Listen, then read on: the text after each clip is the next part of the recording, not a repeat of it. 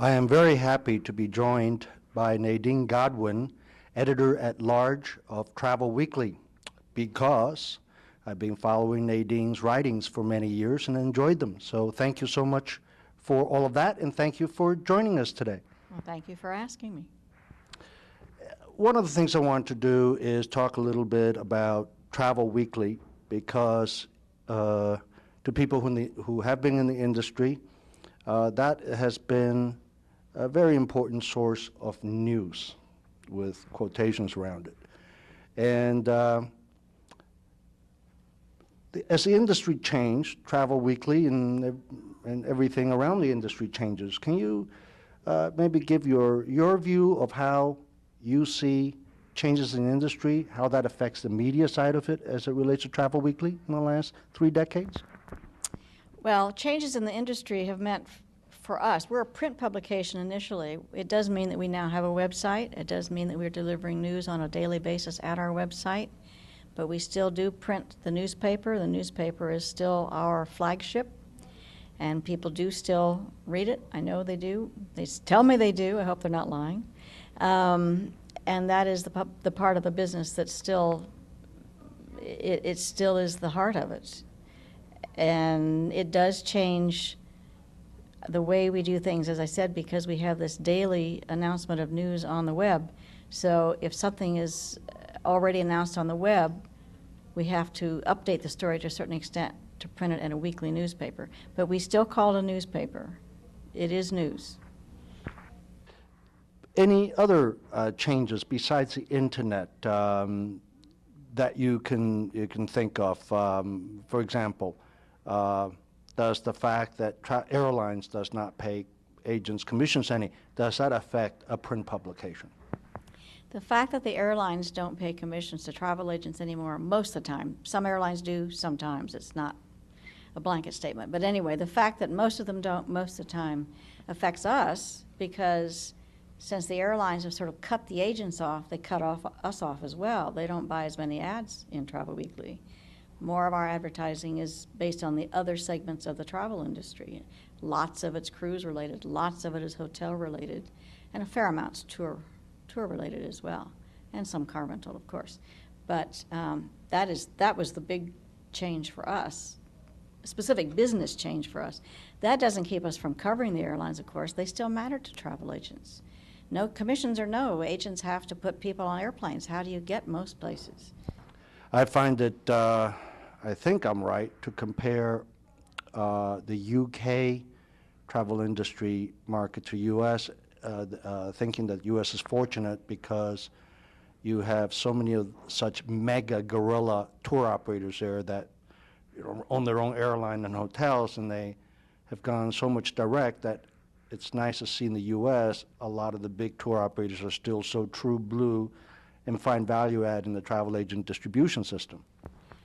That is largely true, but it certainly is a different marketplace. I mean, it just simply has evolved differently. I don't know exactly the reasons the British marketplace evolved the way it did. It's a smaller country. I suppose it was easier for 1 or 2 or 3 entities to sort of roll up the business. This is such a big place. It's harder to roll it up. It's, in a way, you know, it's so sprawly. I'm making up the words as I go, in a way. But it's just not as easy for somebody to just replicate that. Same thing has happened in other countries in the world, too, you know, but it's smaller countries where they're homogeneous, too, I might add. Well, of course, low-cost airlines, while everybody around the world, the new ones in Europe or Asia, would say that they copied Southwest, one would say that the result of it, they may be using Boeing 737s, but I would say that what it's done to the traveling public in the opportunities it presented is quite different than what we have over here. Do you have any comments on that? No. Because it would seem to... I don't, because I'm not actually sure I know what you're asking me. Well, they're traveling like crazy, you know, every other weekend. They can take the airfare is 1 penny, $1. The tax is maybe 40, and so they're able to travel. And so forget about charter flights, because You don't need that. And I'm thinking we don't quite have that here in the U.S. with Southwest or anybody else. No, Southwest is much more of a sort of standard operation, if you know what I mean. They've been around a long time. It's a successful business. It has a successful business model, more successful than the other sort of older airlines that have been around a while. But they're not doing nutty stuff like that. And also, again, it's a bigger country, and it's a bigger terrain to deal with. It's harder to play that way, I think. They're not competing with railroads either. Turn the discussion a little bit about technology and the airline reservation systems, GDSs, and all this talk about travel agents having to have access to all the data that a consumer may have access to, but is saying, "Oh, I don't have enough time. Could you sort that out for me?" I guess that's one of the things people are saying. Is that?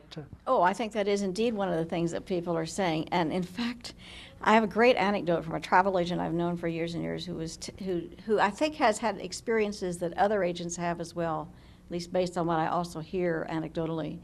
The consumers will do a whole lot of research at a website or several websites.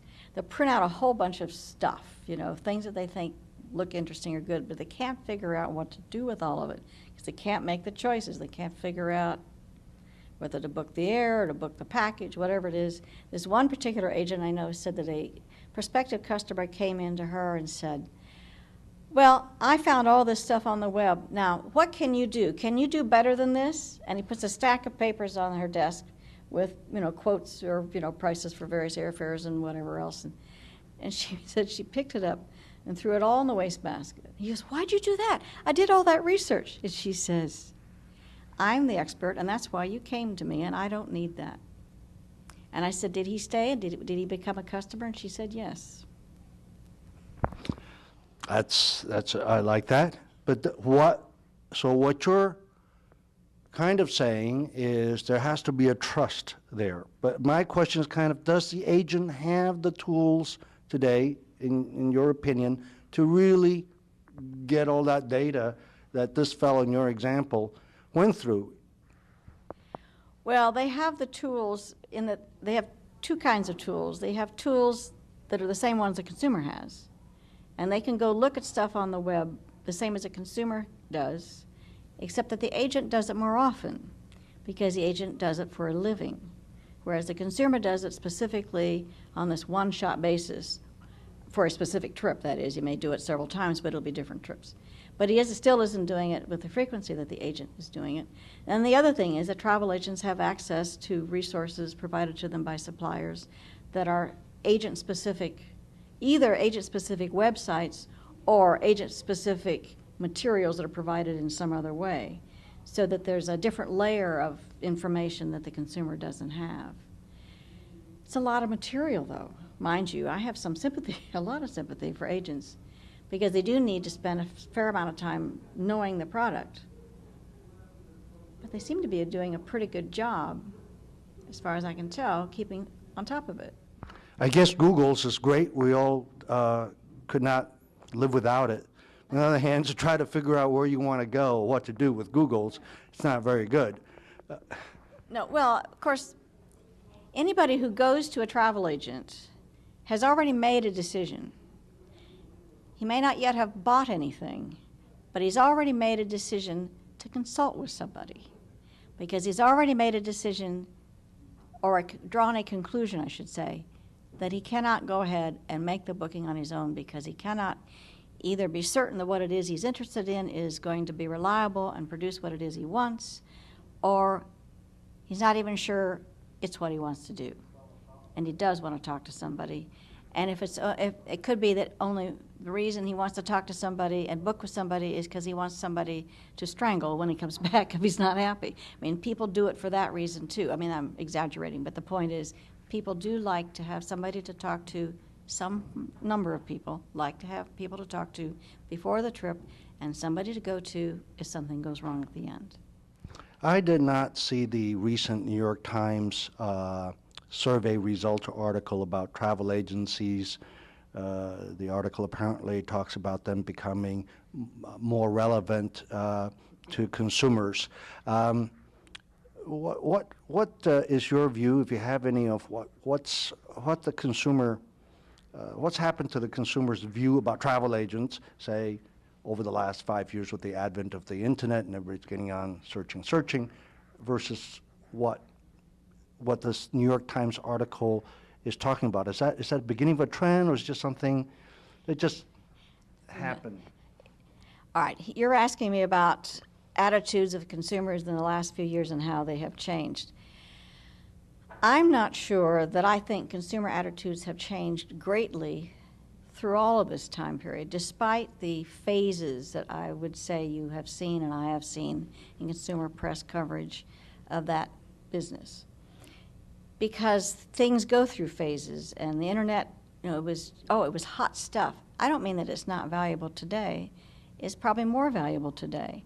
But when things first become known to people, and the vast majority of people begin to use whatever that thing is, people are excited about it, and suddenly it's the answer to everything, and it's the solution to everything. And you're going to be able, the supplier is going to be able to sell everything on the internet, and the consumer thinks he's going to be able to buy everything on the internet. Well, none of those things were ever true, and they're not true now.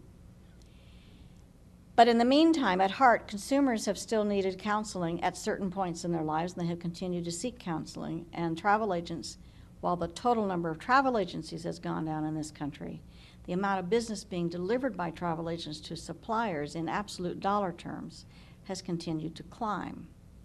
Now, the reason I put it the way I did is because that's not talking about the percentage of the pie. The web operations are getting a portion of the business, and that portion has grown over the years. The pie has gotten bigger.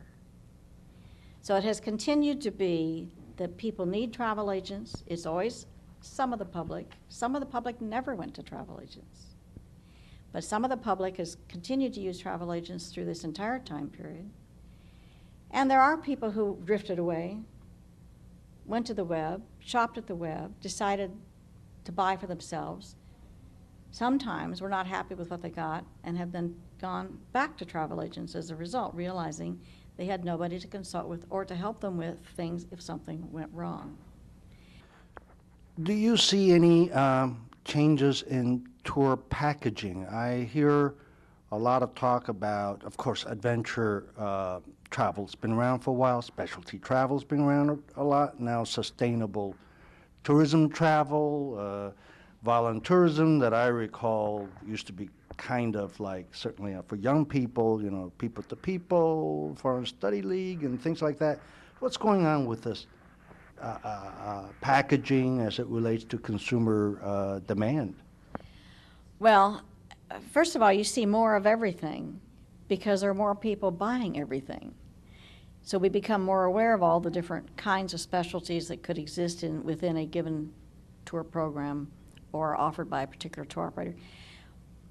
But what I also think you're seeing, or one it would be seeing, is a lot more expectation on the part of consumers that their trips will be more customized than in the past. So they may want to buy a tour package, but they want to add on something that is their own at the end or at the front end, whichever. Or they buy small tour packages and put them together, 3 days here and 4 days here. And then maybe something that is custom designed in another city because they can't get a standard package for that city. There's more customization. I mean, that would be the biggest change that you would see, I think you would discover if you did a lot of poking around. That certainly is what the tour operators say about what's happening and then what they see from the consumer. The tour operators are doing this. So these requests are coming from travel agents, receiving them from consumers, and some direct. Are the travel agents able to do this on their own without going through tour operators? I mean, you're talking about hotels, components, aren't you? Yes, I am. Travel agents can do that on their own. It would be harder in some cases than other cases. It depends on the destination. If it's London, you can do anything. You're dealing with a country that's not so different, England, you're dealing with a country that's not so different from this. When they speak English, you can use email, everybody's locatable, you know, it's easy. If it's a country that is farther away, less developed, less infrastructure, then it would be harder for the retail agent to do it. That's not to say that some agents don't, because, you know, there are travel agents who are specialists in every part of the world. And if you are really demanding and you want to go to Rwanda or something, what you do is you look for a travel agent who is a specialist in that destination, and then you're going to be able to get what you want. And there are agents who are specialists in just about every place and everything you can think of. What have you seen in terms of reports and statistics about Americans' appetite or desire for sustainable tourism type trips and green hotels and what have you? You know, I haven't seen a great deal of that. I have seen occasional results from sort of broad research questions where they'll just ask if the consumer is interested in ecotourism. And a lot of consumers will say it, but that doesn't tell me or anybody if they're actually concentrating on that when they buy their trips. I don't know a great deal about it. I'm sorry to tell you that. I was just recently at an ecotourism conference, and I asked housekeeping to check on the usage of towels and water. No change. Anyways, no, that's cut that snide comment. But it's true. Next serious one. Okay, well, we'll make this last. You followed travel technology quite some time. Where do you the GDS now? We have who is it who bought WorldSpan? Galileo. Yeah, they have the same owner. They have the same owner, Travelport, Blackstone. Yes, that's correct. And so. They're doing better than I am. So happened to meet the CEO of that organization recently, so he taught me all of that. So now we have that one entity, we have Sabre, Amadeus. Amadeus is the other. That's it. Right? Well, that's it as far as the American travel agents are concerned, yes. And These- well, I should say, except for the fact that there are some new entities out there offering booking capabilities for some airlines. G2 Switchworks is one of them. You may be acquainted with that. And I thought there was another one, but I don't hear very much about it. Travelogics? Yeah. They in that same? Yeah, but I don't hear very much about it, so I don't know what's happened to it.